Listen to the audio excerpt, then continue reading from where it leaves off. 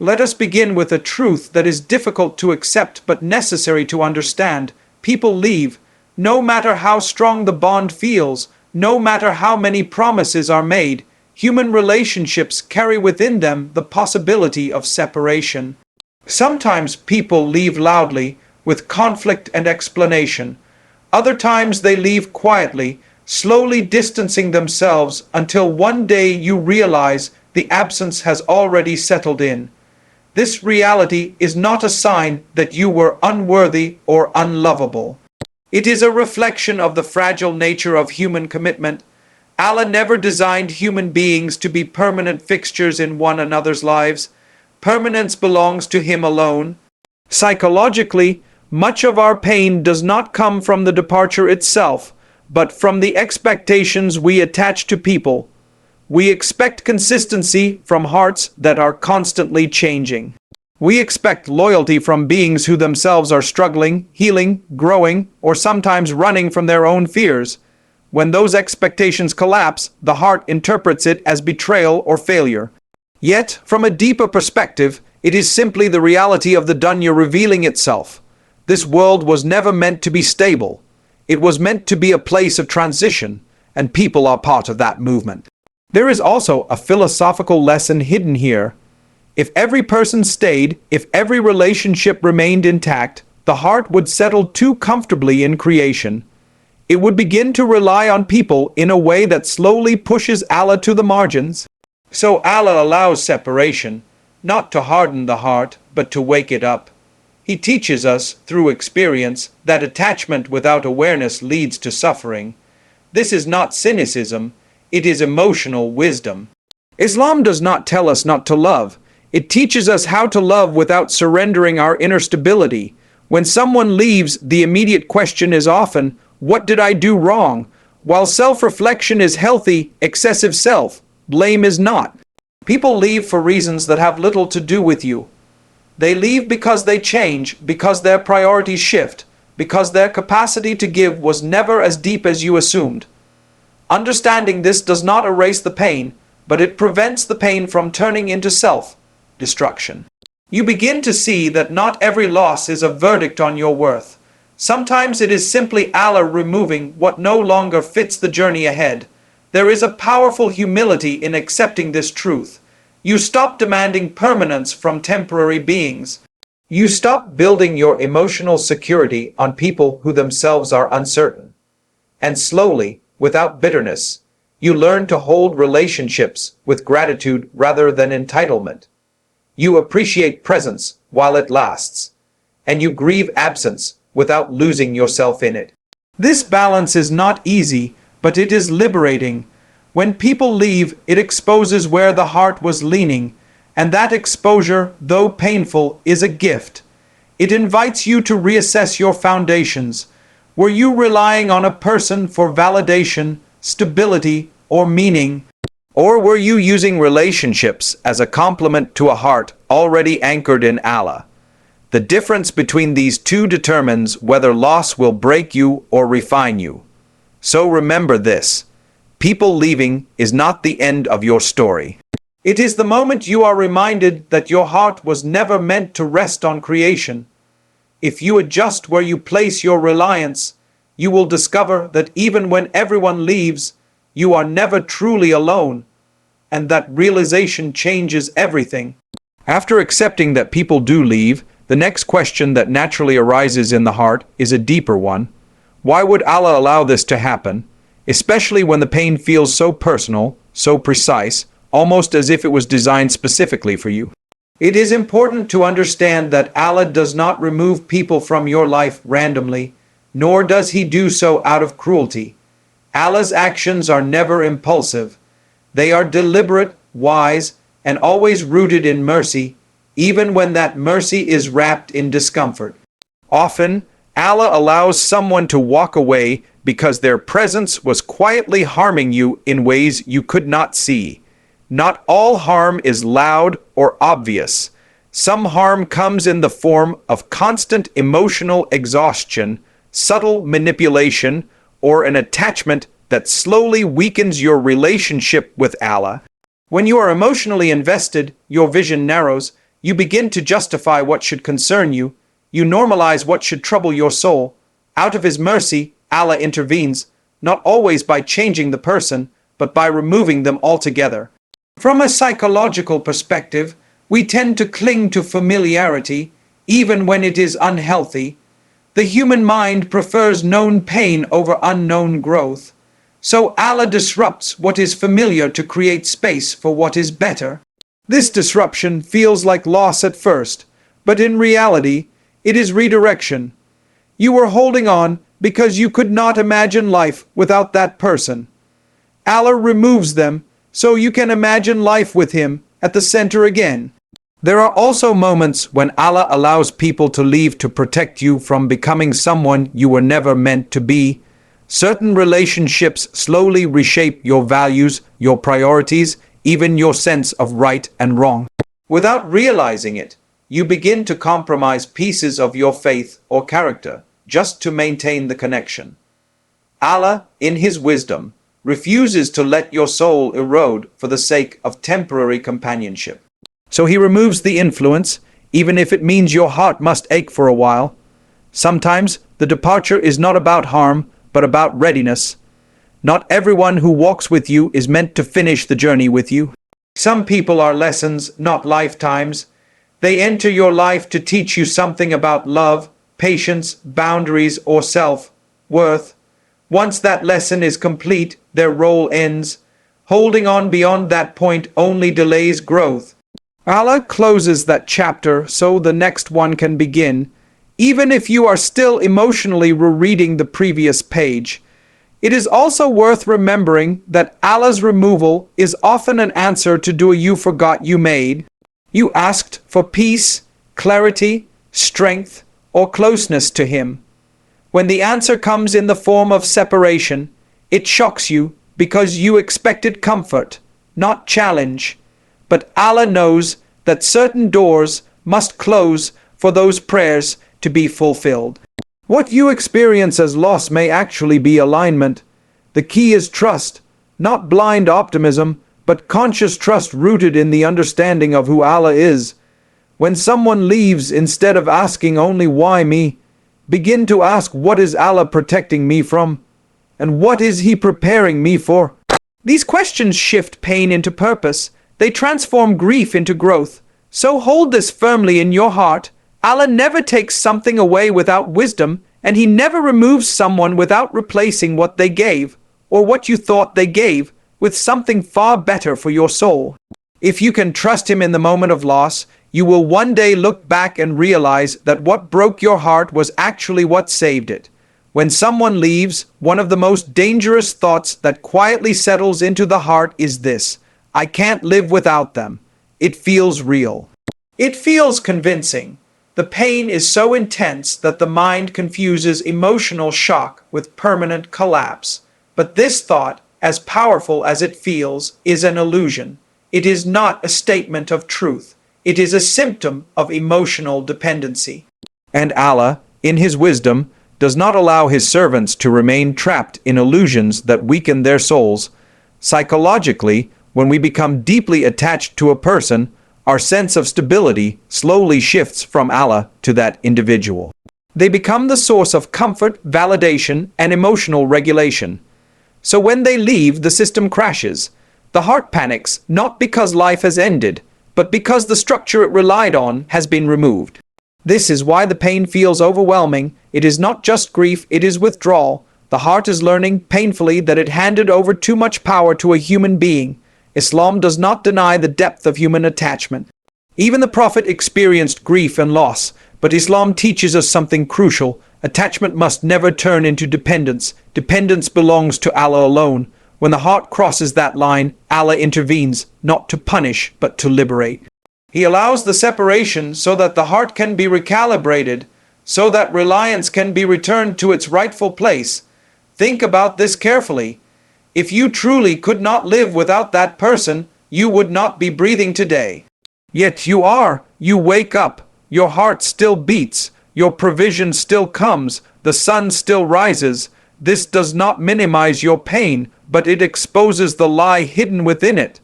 Allah is gently, sometimes forcefully, showing you that your survival was never tied to creation. It was always sustained by Him. There is also a deeper philosophical lesson here. When we say, "I can't live without them," we are unconsciously assigning divine weight to a human being. We are saying that they held the power to give life meaning. But meaning is not owned by people, it is granted by Allah. When He removes someone who has taken that position in the heart, it feels like collapse. In reality, it is a correction, a painful one, yes, but a necessary one. This is why, after loss, people often discover strengths they never knew they had. They begin to stand on their own emotionally. They learn to sit with silence, to process pain, to turn inward and upward rather than outward.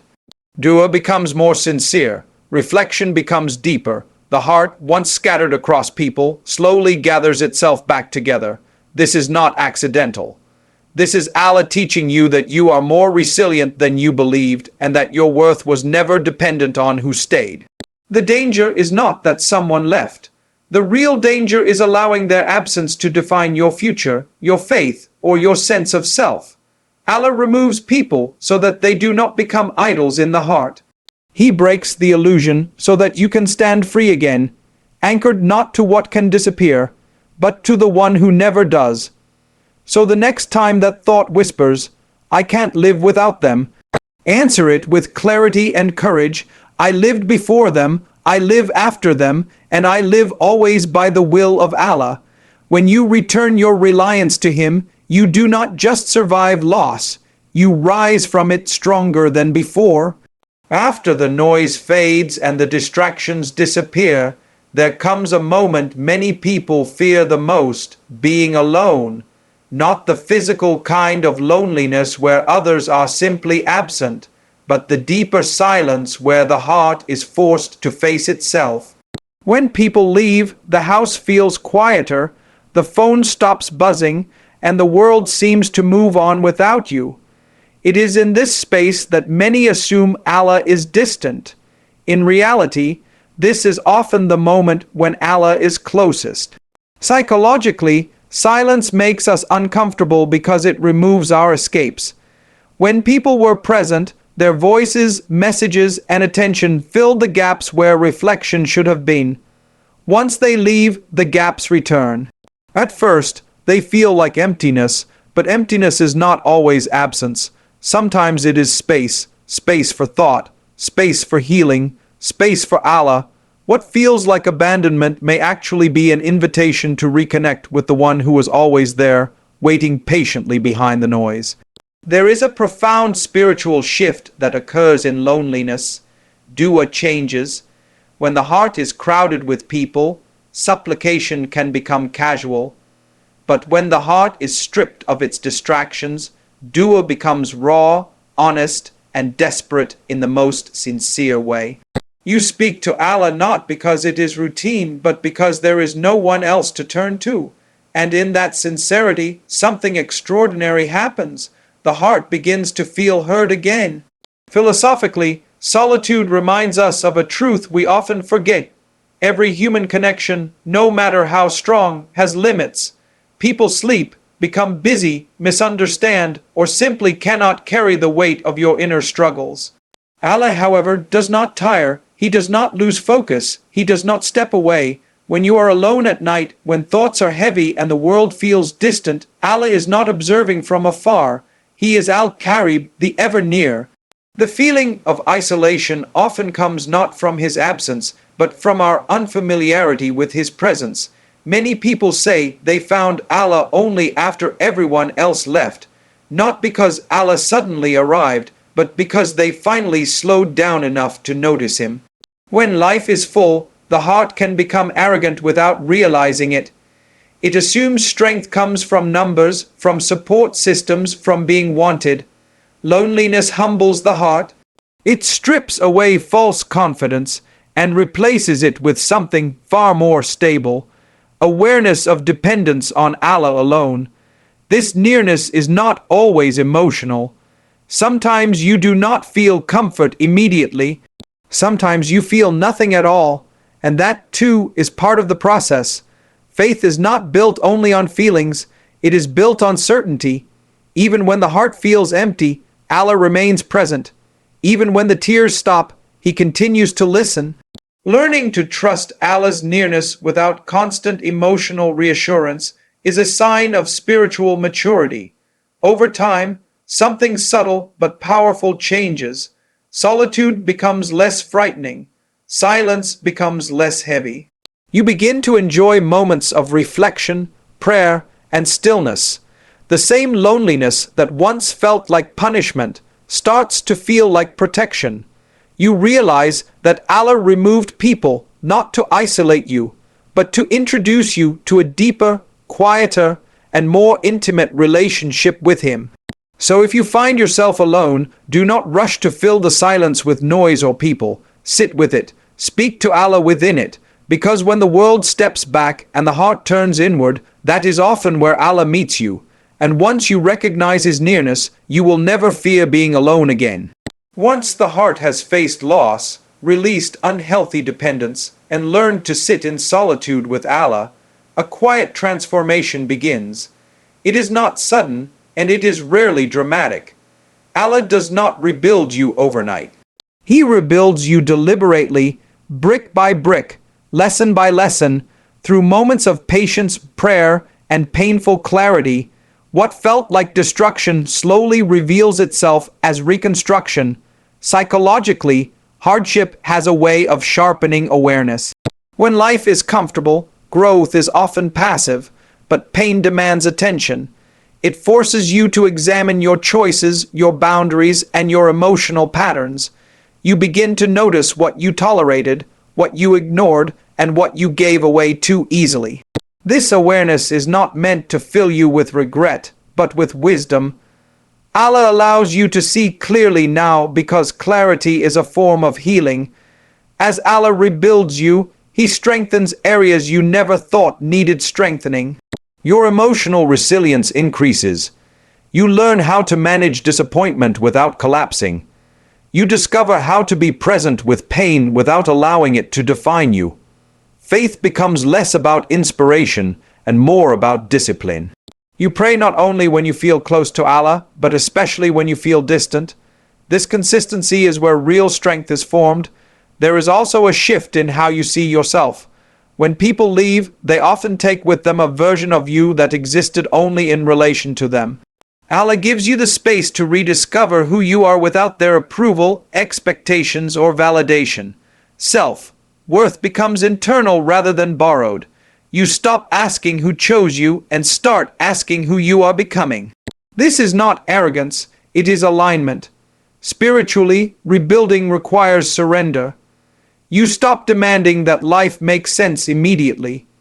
You accept that some answers will come later, and some may never come at all. Instead of fighting the process, you begin to trust it. Sabr no longer feels like silent suffering. It becomes active endurance. You continue doing what is right even when the heart feels heavy. And Allah, who sees what no one else sees, rewards that endurance in ways far beyond what you lost. Over time, you realize that Allah did not only remove people, He removed illusions. Illusions about control, about permanence, about needing others to feel whole. In their place, He plants something far more stable, self-awareness grounded in faith. You become more selective with your energy. You value peace over approval. You understand that not every connection deserves access to your inner world. This discernment is not coldness, it is maturity. The rebuilding also brings gratitude. You look back and recognize that had certain people stayed, you may have remained emotionally stagnant or spiritually distracted. You see how Allah protected your heart by allowing it to break, because only a broken heart truly learns how to kneel. What once felt like loss now feels like mercy in retrospect. And perhaps the most powerful change of all is this: your relationship with Allah deepens beyond words. You no longer seek Him only in moments of crisis. You walk with Him in moments of calm. Trust becomes quieter, steadier, less dramatic, but far more unshakable. You are no longer the same person who was abandoned. You are stronger, clearer, and more anchored. So if you are in the process of being rebuilt, do not rush it. Do not resist it. Allow Allah to complete what He began, because when Allah rebuilds you, He does not return you to who you were. He elevates you to who you were always meant to become. After everything has been stripped away, after people have left, expectations have collapsed, and the heart has been rebuilt, one truth stands clearer than ever before: Allah never left. Not in the moment of attachment, not in the moment of loss, not even in the moments when you felt distant from Him.